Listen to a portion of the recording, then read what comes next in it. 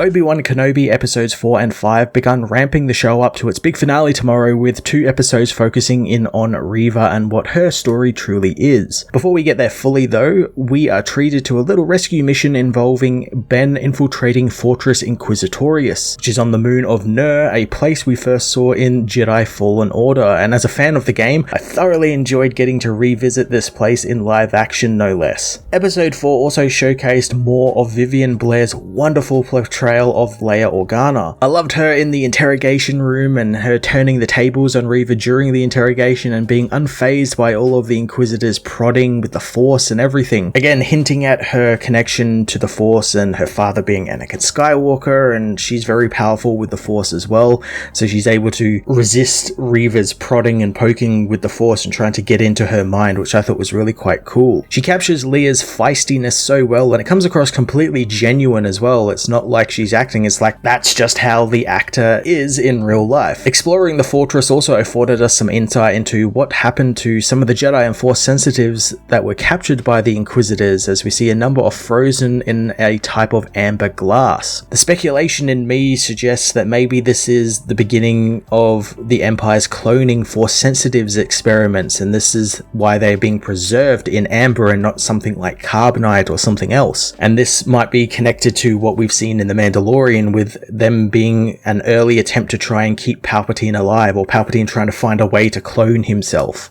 I'm hoping we learn a little bit more about that and get to see a little bit more about that in whatever, whether it be the sequel to Jedi Fallen Order or something else in live action. But if they weren't to touch on it again, I'd be fine with it since it keeps the mystery up. Episode 4 also becomes part of the story where Ben begins remembering his skills and finding his footing as a Jedi again. It was a lot of fun watching him sneak around the fortress and use things we've seen him use in A New Hope, like making a sound across the room so the stormtroopers look so he can hide and, sneak past them. But then we also got some really cool combat with stormtroopers, something that before the show we actually hadn't seen in live action and animation with Obi-Wan Kenobi, so that's kind of cool, but also kind of weird seeing him fighting actual stormtroopers. It's a very sort of discombobulating thing to see because you never see that character do that before now. The episode also delivered us the angriest Darth Vader we've seen since the end of episode 3, when he crushed the room he was in when he got the armor, marching into the scene and screaming at Reva for her insolence and using the Force to levitate her. And it was all hedged on a classic Star Wars trope, which is,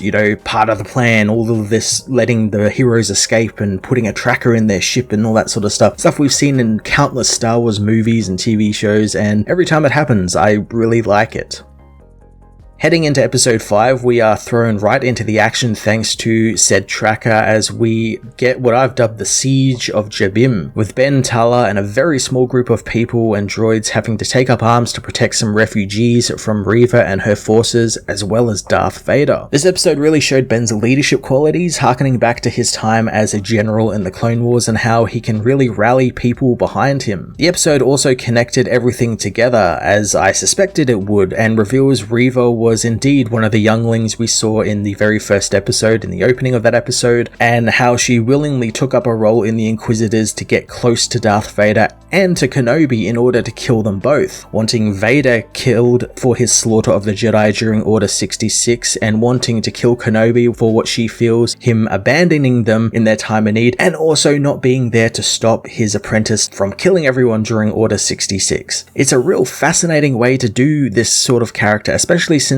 she could have gone the usual redemption arc with Ben managing to bring her back to the light side, only to have her killed by Vader or the Grand Inquisitor, much like Trilla in The Fallen Order. But I enjoyed that she hated both sides of this war, and it's kind of rather fitting in with the message that the old Republic Jedi aren't that good. They take kids from their family, don't allow attachments or anything, and then they too also abandon her, and then the Sith killed every one of her friends and what she would consider a family as well. Thanks to her wanting revenge on Vader, we finally see her turn on him, and it goes just as well as you'd expect. Vader is an absolute powerhouse this episode, taking down Reva without even igniting his own lightsaber, using her own lightsaber against her. And if that wasn't enough, we get a cool display of his Force prowess, with him pulling a ship out of the sky and ripping it open like it is nothing. It's just fantastic seeing Vader as this sort of Terminator that just cannot be stopped. The Grand Inquisitor also makes his return with with a deliciously evil scene where he just gloats over the fallen Reva, and we see that Angia has and can brought back many people in the Star Wars universe from the brink of death, and it never gets old for me. I enjoy that people can be so angry that it just gives them the will to live, and they do. We've seen it with Darth Maul, the Grand Inquisitor, so many other people, and it's just always so much fun. Episode 5 also saw the return of Hayden Christensen properly, as we are treated to some wonderful flashback sequences of a Padawan Anakin training with the mullet-sporting Obi-Wan pre-Episode 2. The sequence was wonderfully cut together with the present-day stuff and how Anakin never fully learned the lesson of showing mercy and how it can lead to an enemy's defeat, something that he is shown both in the past and present by Kenobi, and in both times he is beaten by his own arrogance and hubris. It's also a lesson we know he never fully learns, as the same thing happens in Episode 4 as Kenobi uses his own life to give Luke and Leia and Han and the others a chance to leave the Death Star, knowing that Darth Vader would come for him first rather than his kids, and then his own son uses it in Return of the Jedi, where Luke shows Vader mercy and refuses to kill him on behalf of the Emperor, and it's only then does Vader realize the lesson. It's such an amazing use of this grand tapestry of storytelling that Star Wars is, and a fantastic way of tying it all together.